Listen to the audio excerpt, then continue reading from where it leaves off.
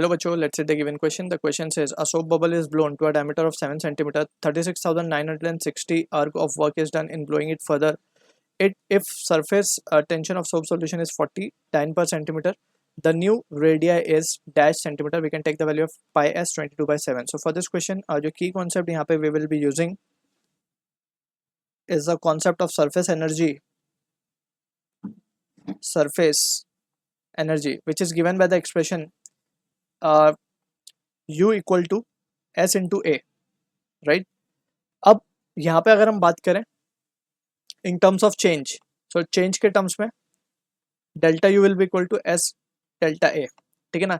जैसे for example यहाँ पे हमें सोप बबल गिवन है. सोप बबल को हमें एक डायमीटर तक हमने इसको ब्लो किया है. उसके बाद अगर हमें इसको फर्दर ब्लो करना है तो हमें एनर्जी को वर्क डन करना पड़ेगा, और वो work done will get or we can say that will result into the change in surface energy, and that surface energy will be s into delta a, ठीक है ना. सो यहाँ से अगर हम देखें तो this change in surface energy will be in accordance to the work done. so work कितना given है 36960 and it is given in arc, तो इसको हम arc में रख रहे हैं, सारे CGS में solve कर लेंगे हम इसको, and that will be equal to surface tension is been given as 40 into area. अब ये क्योंकि soap bubble है तो इसमें दो area होंगे, तो we need to consider both. So it will be multiplied with 2 and it will be 4 pi r final square minus of r initial का square. So this is how we can write this formula. And यहाँ पे अगर हम देखें तो it will be 3696 and that will be equal to 8 for the 32 pi. pi को हम 22/7 लिख सकते हैं into r final तो हमें ढूंढना ही है. r initial will be 7/2 का square. diameter हमें given है 7 centimeter, right? So 7/2 का square करेंगे तो ये हो जाएगा 49/4. Clear.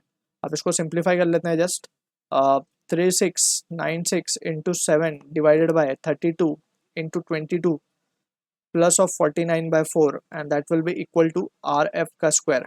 So on simplification we can write, so ये वैल्यू हम लिख सकते हैं यहाँ पे 36.75 plus 49/4 is 12.25 and that will be equal to RF का square. so इसको जब हम simplify करेंगे so this value comes out to be 49 का root and that will be 7 centimeter. so this is the final radius of the soap bubble we will be getting.